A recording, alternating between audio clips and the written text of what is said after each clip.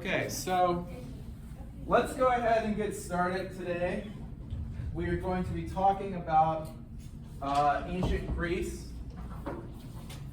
Last class we talked about Athens and Sparta, the two Greek city-states that had different values. Does anybody remember, what did Athens, Greece, value the most? Oh, being strong. Oh, wait, you talking about? Athens, Greece. Oh, I mean Sparta. Yes, Sparta, you said Sparta was strong, military, Yeah. warriors, and Athens was what? You can't be so Athens was education, right. And that's why Athens, Georgia, where they put the college, was named after Athens, Greece. Today we're going to learn more about one of the most famous warriors from the ancient Greek world, and he was named Alexander the Great. So the first thing we're going to do is an opening question. What makes a leader great, in your opinion? And if you can think of an example, who is an example of a great leader? So I want you guys to answer that question for me on your assignment. If you could just take a few minutes to think about that. What makes someone a great leader? Like, what qualities of a person do you have to have? What is it? A certain personality, is it characteristics, behaviors? What makes you a great leader? And who is an example of a great leader that you can think of? Could you name any leader? Martin Luther King. Martin Luther King, yeah. If you can think of a leader, Martin Luther King was not a politician or any government official, but he was a leader of a social movement, the civil rights movement.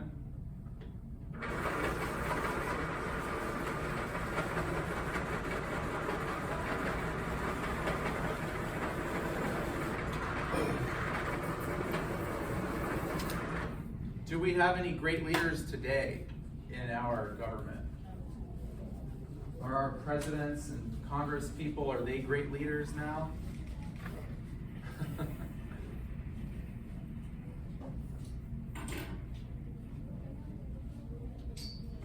Do we have any more great leaders?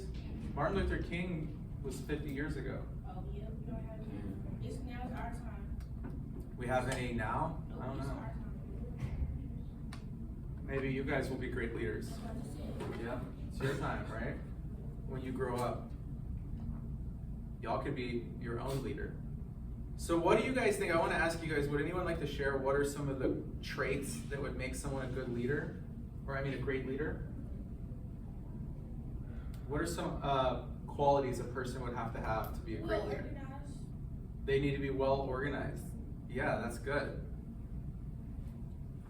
You can't be sloppy if you're a great leader. And like, basically, if people do something, like, don't be a hypocrite. Basically, don't be a hypocrite. No, if you don't, you like, basically, Okay. that's what I feel. So to be a great leader, you can't be a hypocrite. That's good. So if you're a good leader, you have to practice what you preach. Exactly. You have to do what you say. If you tell the people that follow you to do something, you should do that yourself too. What about wisdom? Do you think a great leader should be wise? Yep. Yeah. Anything else you can think of? Leadership. Leadership? Okay. Resourceful. Resourceful. That's good.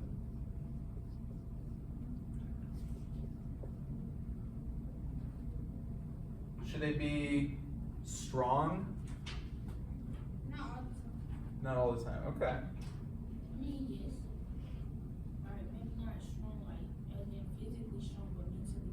Mentally strong. Okay. Because they have to be strong in their mind in order to lead, to inspire other people. Good. So some of these qualities: mental strength, good leadership skills, they have to be wise, they can't be hypocritical, they have to be organized and resourceful. What about a great leader is someone who starts a lot of wars? No. No? No, because guys, you trying to hurt people. A great leader is one who conquers a lot of other people's countries. No. No? A great leader is one who builds a giant empire off of the lands he's conquered. Is that who you guys would want to be your leader now? Someone who starts a lot of wars? No? I don't want to die. So maybe that'll get you guys thinking about why we're talking about great leaders, because the historical figure we're looking at today, his name is Alexander the Great. They called him the Great because he was considered the great leader of that time. But we're going to learn about what makes him great. And in general, not just with Alexander, but in all leaders, what makes a leader a great leader, or makes them a just leader, a good leader, a kind leader, an important leader who cares about the people. Alexander the Great was king of a city in northern Greece called Macedonia. And he was, even as a young man when he was in his 20s, he led military campaigns. He went through wars, multiple battles. So many battles, he created an empire that went all the way from Greece to Egypt and all the way to India. He created the largest empire in the world at that time. He died soon after he built his empire, and his empire didn't last, and it collapsed because the leaders that came after him couldn't hold together such a large territory. And it broke into multiple separate empires, including Egypt became its own kingdom that was eventually led by a famous queen named Cleopatra. And eventually the Roman Empire would go on to conquer most of the territory that Alexander the Great conquered earlier. And this was in the years 146 BC to 27 BC was how long his empire lasted. But if you can think about this, most of the world that they know about at that time, from Europe to Africa, the Middle East, and all the way to southern India, into Asia. He conquered all those territories and spread Greek culture, and Greek culture mixed with the cultures of India, Egypt, Africa, Israel, Iran. All these cultures mixed together because the empire was so large. And do you guys remember we talked about the Bantu migration in Africa? The Bantu were the main civilization in northern Africa, and they spread all over the whole continent. And we had this term, cultural something, where you spread your culture. Do you guys remember? It's Not cultural appropriate. diffusion. Yes, Yeah. diffusion, cultural diffusion. So with Alexander the Great, it's another example of cultural diffusion we're going to learn about, where the Greek culture spread through the rest of the world. Going to watch a quick video. This is a few minutes long that will have a little bit of background of who this man was.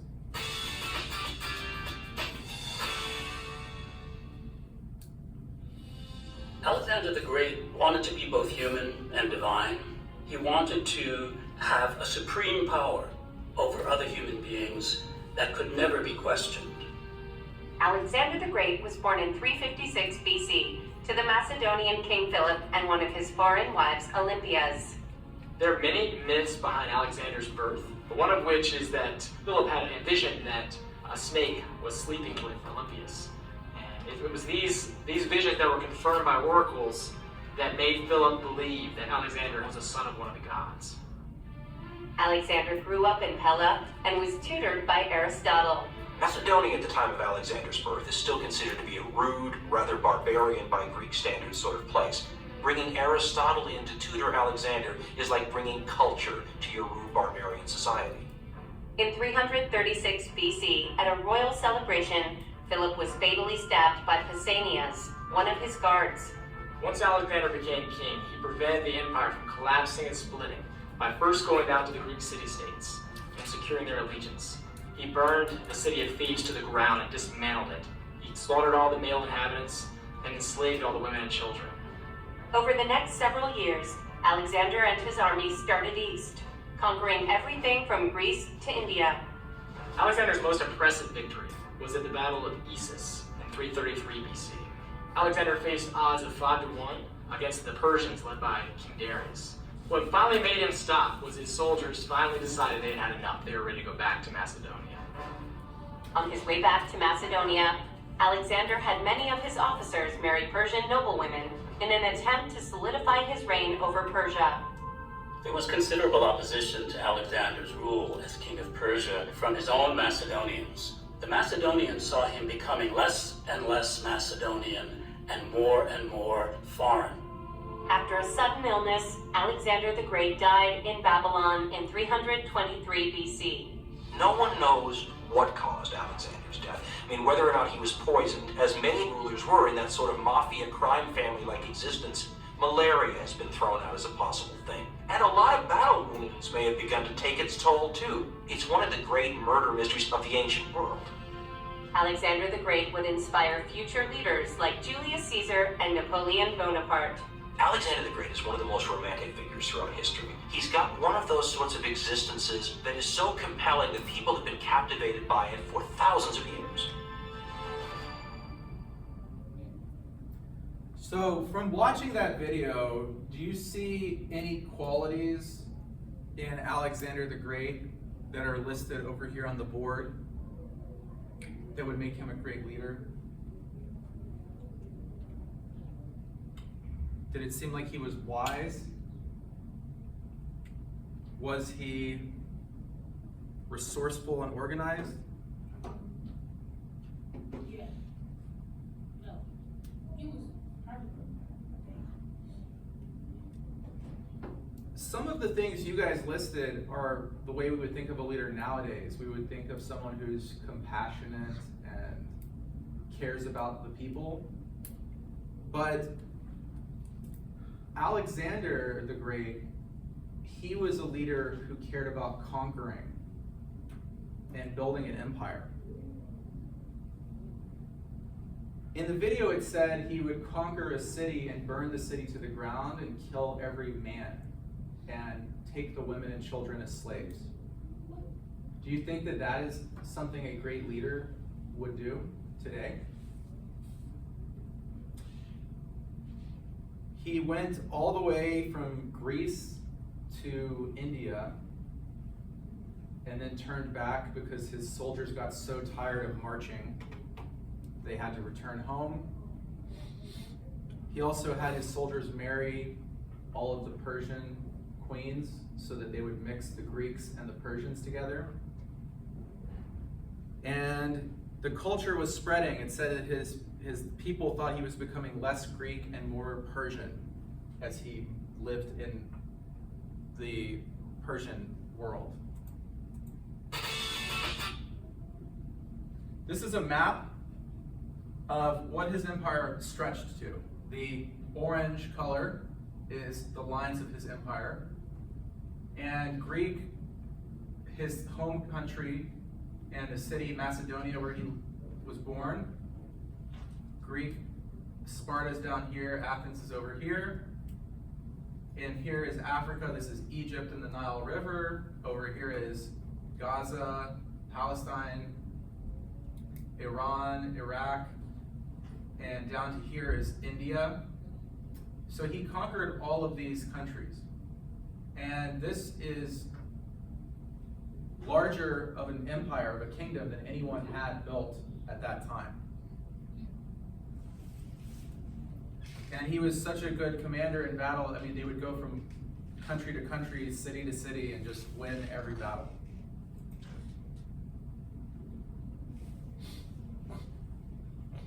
So let's answer some of these questions on your worksheet.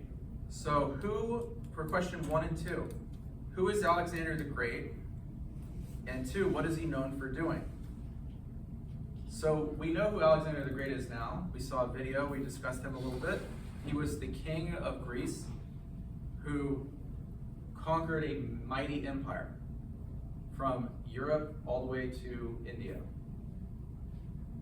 That is what he was most famously known for, is building a vast kingdom or a vast empire. He was a military leader. He was very powerful. And he did this all when he was still a very young man. I believe he became king when he was 20 years old. So not much older than you guys. He was already a king. Now, we mentioned this term cultural diffusion. Now, there is a term that they used in ancient times called Hellenistic culture. And that refers to a blend of Greek culture with Asian culture, Egyptian culture, Persian culture, Israelite culture. So all of the cultures of the kingdoms that Alexander the Great conquered blended together. And this is an example of what they call cultural diffusion. So for this question here to define what is Hellenistic culture, it is a blend of Greek culture with all the other cultures of these countries they conquered. And by spreading his empire, he didn't simply erase the cultures in those other countries and replace it with Greek culture. He mixed his culture with their culture. So,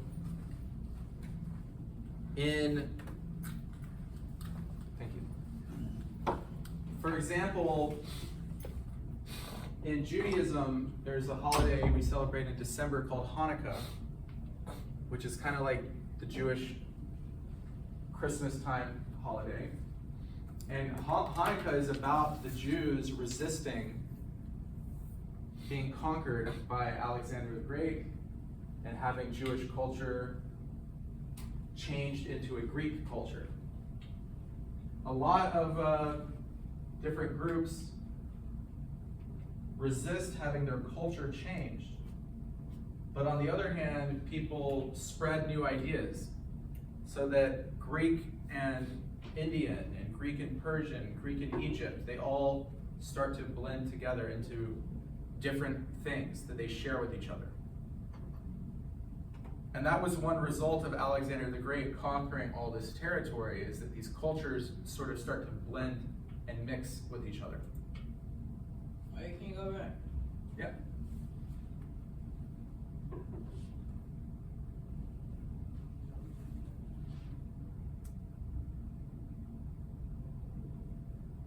And we know that cultures change over time.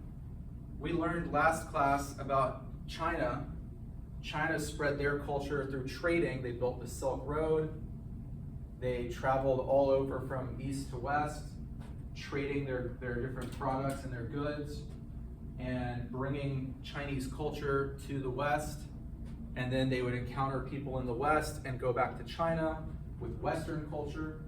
So in this time, there was a mix of cultures. Today, you can do that much easier. How would you share American culture with someone from China today? Would you have to go to China to do that? How would you do it? What's one way you guys could do that? We're gonna have a bathroom break later on in class. How would you guys be able to share your culture with someone from a different country? Would you guys have to go to that country in person to meet them? You can make a video and share it on what? Online, exactly, that's what I was looking for. The internet, social media. Because we have mass media, digital information, internet, technology, phones, the culture that we have in the United States can be shared with people across the world. And likewise, you could get on your phone, look up different social media from people in other countries and learn what their life is like.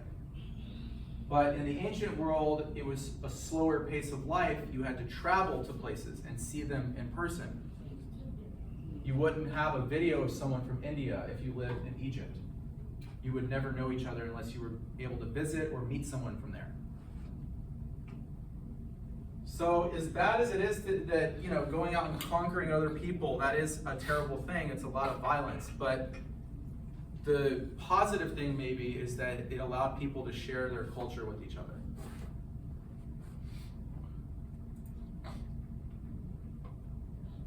Once Alexander died, his empire was so big it couldn't stay together. The people that replaced him and came after him, it actually broke into several small empires. And so each of these different colors, the Mauryan Empire, that was the Indian empire that introduced the Golden Age of India. The Seleucid Empire, which was kind of over the Middle East. The Ptolemaic Empire, which was part of Cleopatra that ruled over Egypt. So you see that his empire was so big, once he died, the kings that came after him were not strong enough to keep that empire together as one piece. But it fell apart and broke into small empires instead.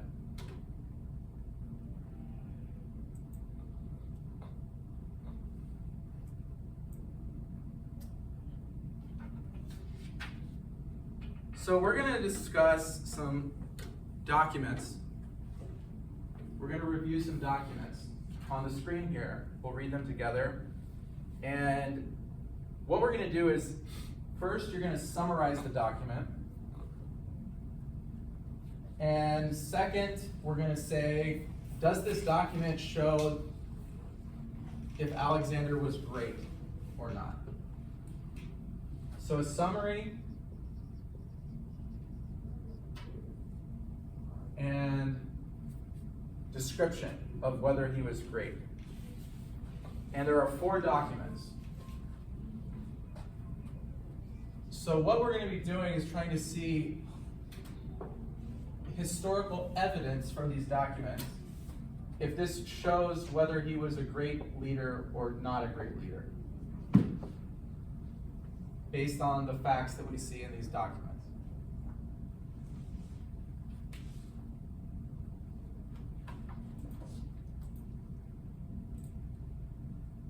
So document 1 is simply a map, not really a written document.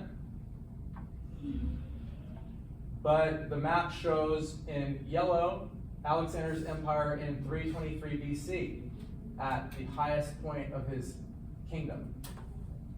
Again, if you see over here in Europe, this is southern Europe with Greece and Rome,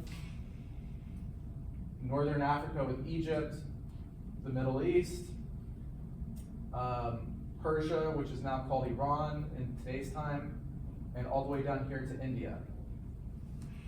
So this is a large kingdom. Now these arrows show where his army traveled.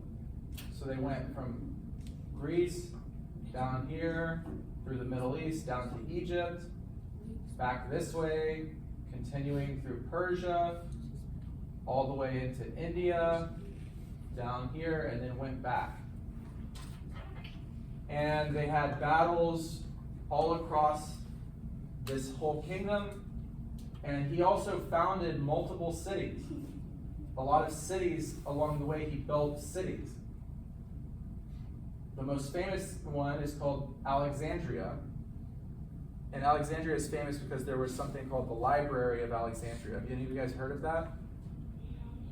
The Library of Alexandria was the largest library in the world at that time. It had, because you probably didn't have books back then, they had like scrolls, but they had every scroll of every kind of knowledge of every science, culture, history, literature. What's that? No, and that's why it's famous, because it was the biggest library in the world, but it was burned down. And all of the scrolls and books in there were lost. So a lot of information we would have about the ancient world was lost when that library burned down. What do you guys think this map shows? Do you think, if you had to summarize,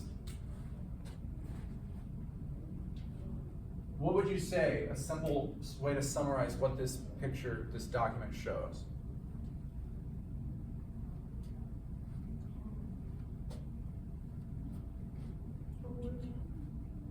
A map? Okay, it's a map of war? Okay. I guess that's a good way of saying it. It's a map of war or empire. It's a map of his wars or his empire that he built. Now, this second part is your own opinion. Do you think Alexander was great based on looking at this map? Yeah, for his time. Okay. Yeah. So for his time, he was great because of this? That was his whole empire, wasn't it? Uh-huh.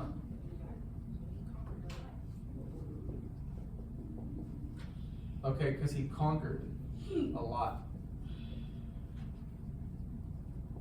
Okay, good answer, Lehevin. So I like your answer because you're saying he was great for his time. So you're saying that in different times in history we have different judgments about what makes someone a good leader or not.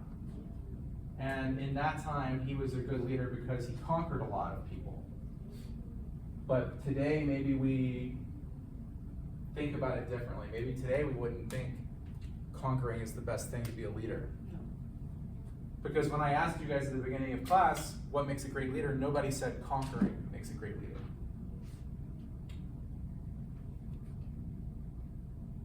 Although maybe some people today would think conquering is good. I don't know. There are some people who think that still.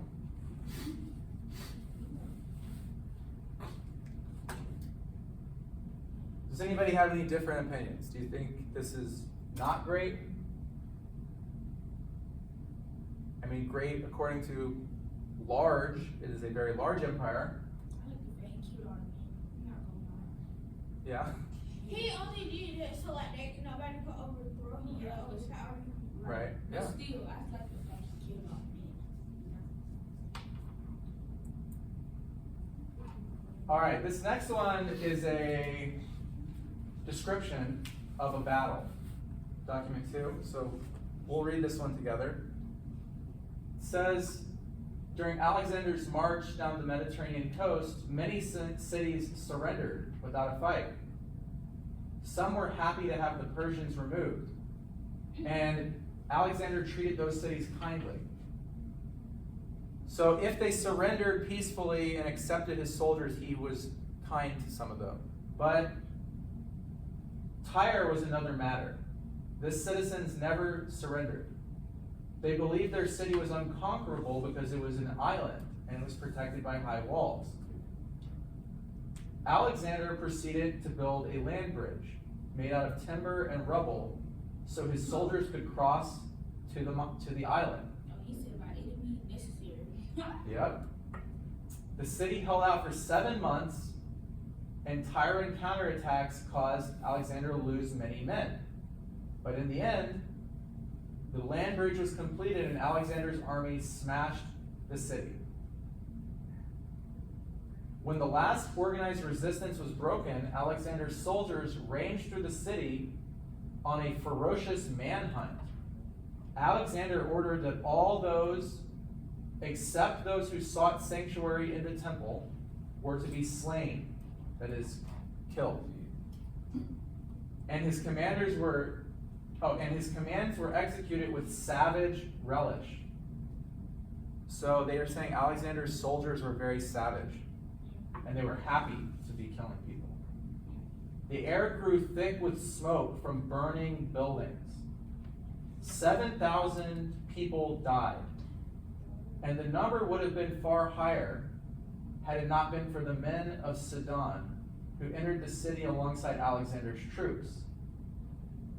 Even though Tyre had been Sidon's rival for centuries, these neighbors of the victims were horrified by what they witnessed, and they managed to smuggle 15,000 civilians to safety. This great city was now utterly destroyed. The king Osmelech and various other nobles, including those from Carthage, were taken as refuge in the temple, and Alexander decided to spare their lives. The remaining survivors were 30,000 people, and he sold them all into slavery. 2,000 men were crucified. So let's go over that. This island had high walls. He was so committed that he built a land bridge to get to the island, climbed the walls, killed 15,000. The rest fled. He took 30,000 as slaves and crucified 2,000. Do you guys know what does crucify mean?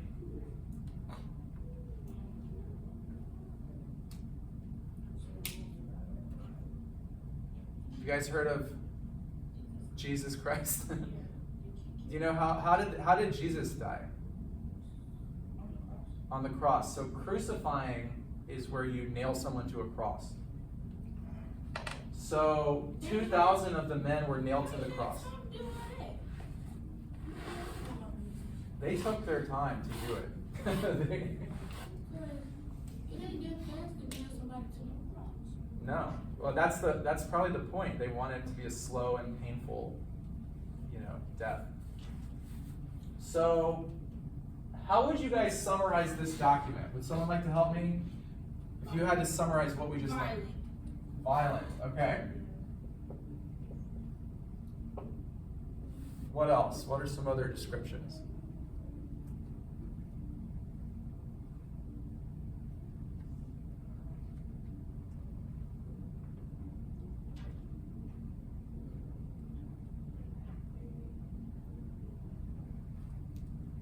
There's a word they say in there, they say savage.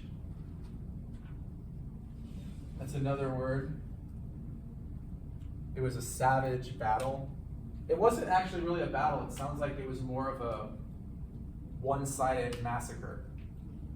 Because it didn't sound like the people were really fighting back that much. It sounds like they were trying to escape. Some of them hid in the temple.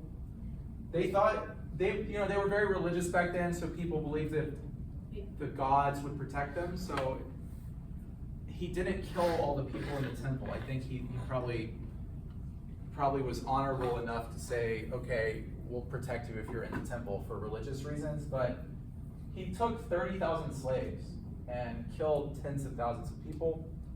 So that was a pretty savage, violent war. So question 2, does that make Alexander great? Do you think, if you read about this guy, would you say that's a great person? No, but maybe the part where he respected them in the temple, yeah, that part, but other than that, no. Okay, good. So no, but respected the temple. Okay, so that was like the one kind thing he did there. I mean, also he kept a lot of people alive, they just was slaves, but, Mm-hmm. at least he didn't kill them. Yeah. But let's say nowadays, if our president attacked another country, killed all of them, and took 30,000 slaves, would you think that we have a great president? No, I already don't like him.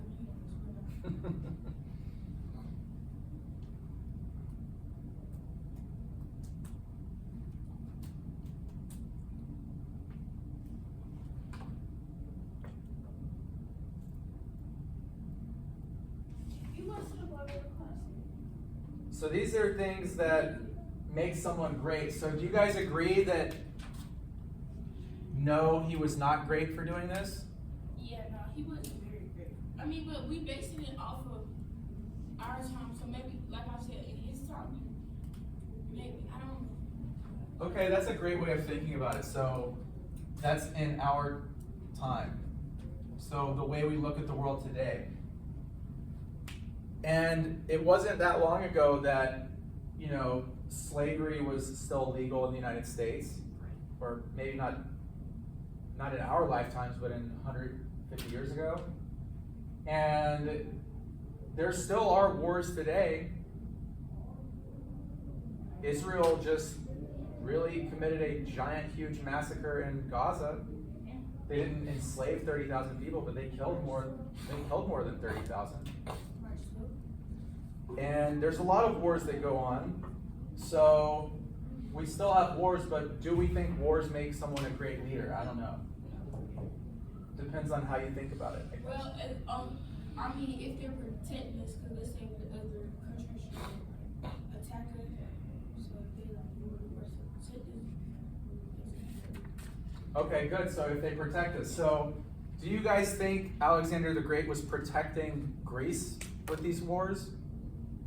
I mean, yeah, 'cause he was, I mean, but he caused a majority of them, I'm pretty sure people would want to ask that, so like, killing them. Well, let's look at this one though. He wasn't in Greece. He was marching through Iran and attacking every city along his path. So does that sound like he was protecting his homeland, or was he going out to start wars with other people? He started, it's messy.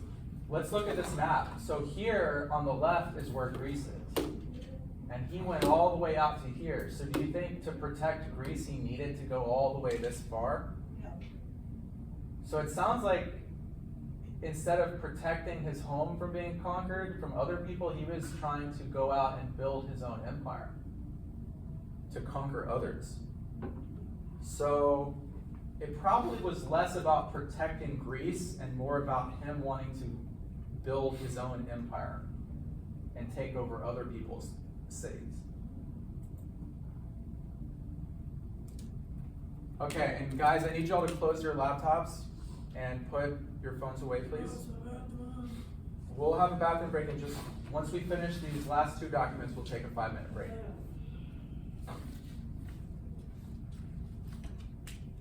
Okay, we're gonna read 2 more documents and then we'll be done for this. We'll take a break.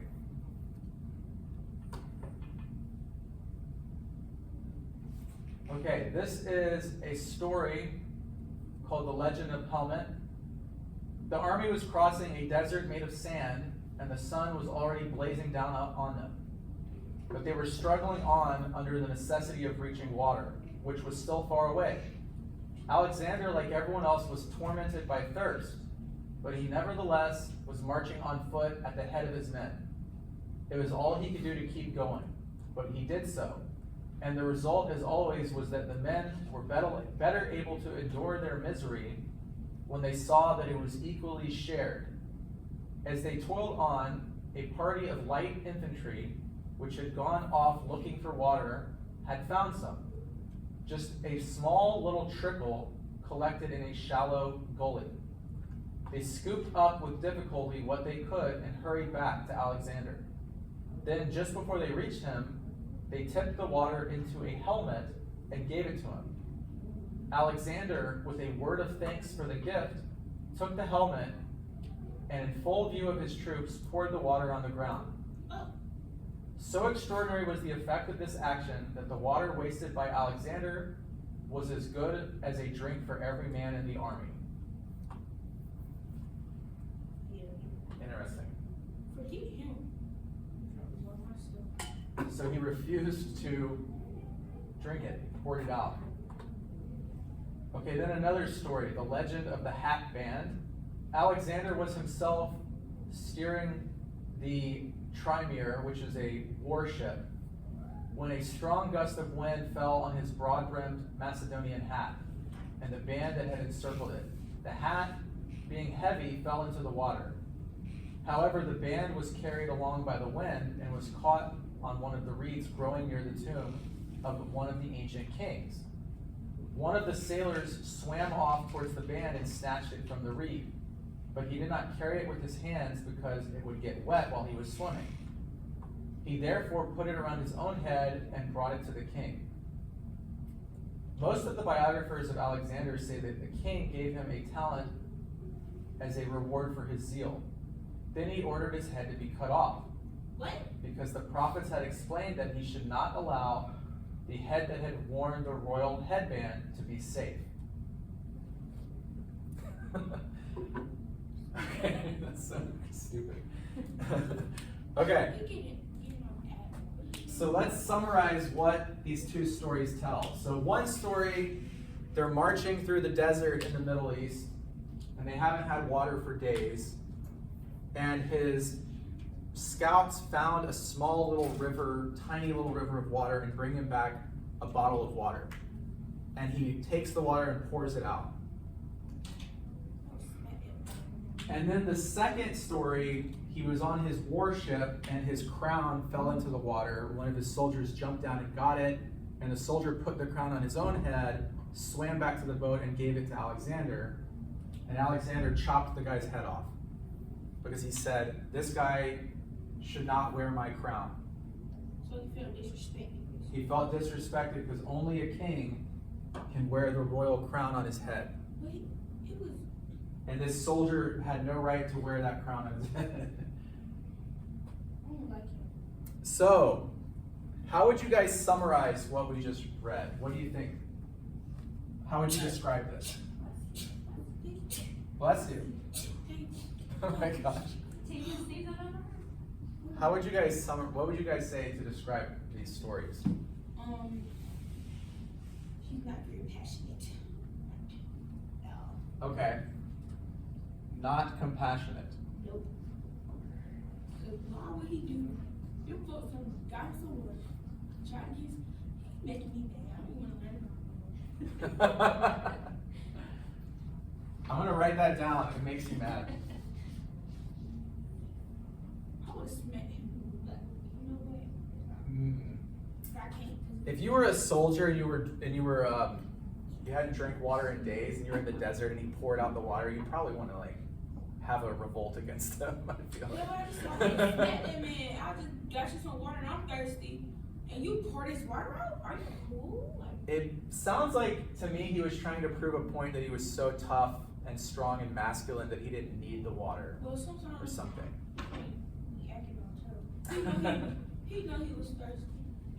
Yep. So let's answer the second question. Do you guys think that this shows he was great, or would you say he was not great according to this? Not great. Why do you think it shows him to be not great? How he doing his people, like his own people that's helping him, like the soldiers that is helping him. Like, Okay. they could all just leave him by himself. So he's not fair to his own people.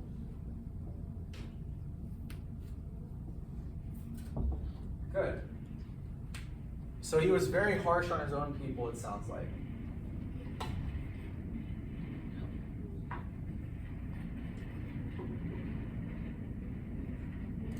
But there is one good thing, it seems like, in this whole story. It says when they were marching through the desert, it said he was at the head of his men. So he was the one marching in the front of the army. If any upcoming people come, he was the first to be Yes. attacked. So it was, some kings might stay in the back in safety, They let and his people he was right out front in the beginning of the army. So that might be probably the best thing you could say in this story is that he was leading it. He wasn't hiding in the back behind the soldiers. He was right in the front of the battle.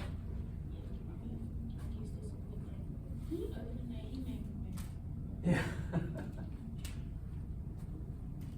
Okay. Please let this show, the last one, let him show he great, cause the great need to go away, cause he's very so great. Well, for our time. This last one is some numbers.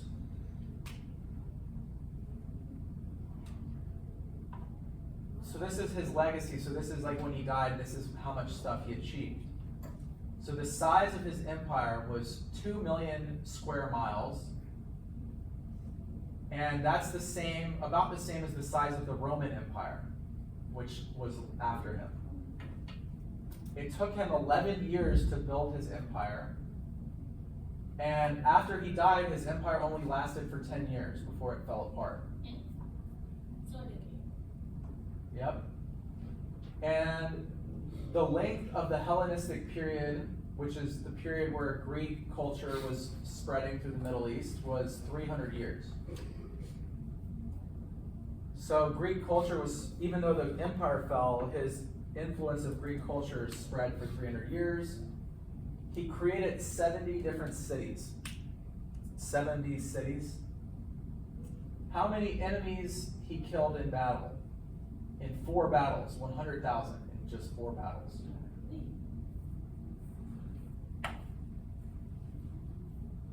And what religion did he influence with Greek art? Was Buddhism in India.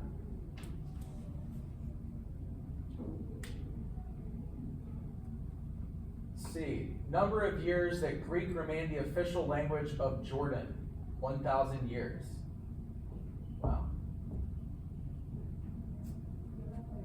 The number of years after Alexander that Greek literature and theater remained strong influences in the Mediterranean and the Middle East was 900 years.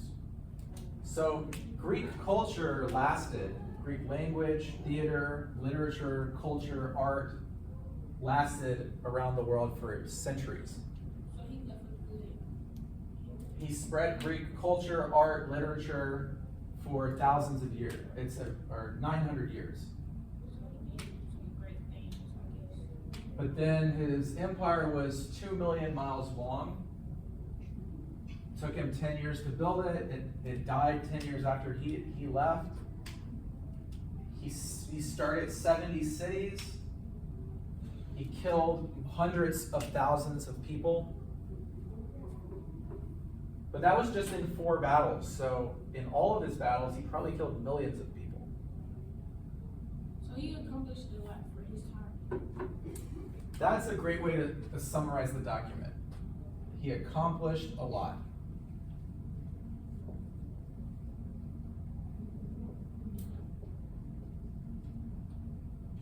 So for his time, he accomplished a lot of things. He built an empire, he created cities. Also about being so young, because you just said he didn't become the king until like. That's about right. 20. And he was very young, so for his young age. So he was wise, basically, Yeah. in order to build an empire he had to. That's very good. So, this last question, do you guys think that he was great based on this?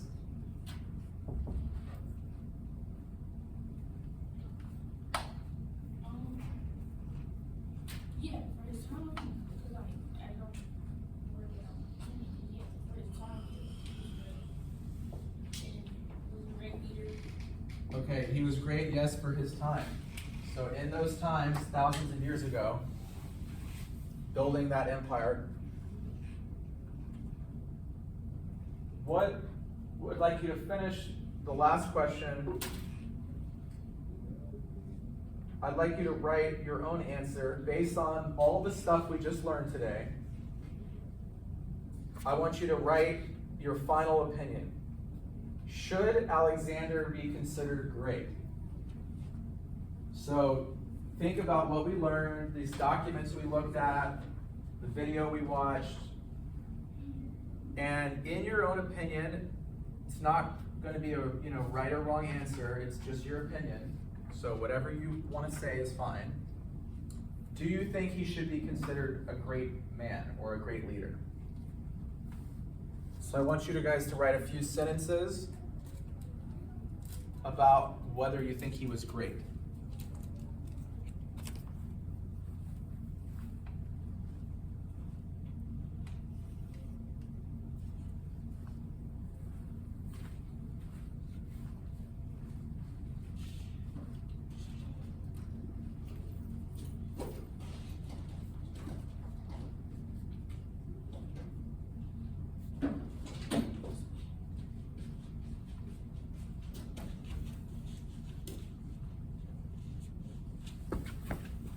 And after you guys finish that, we're going to take a bathroom break.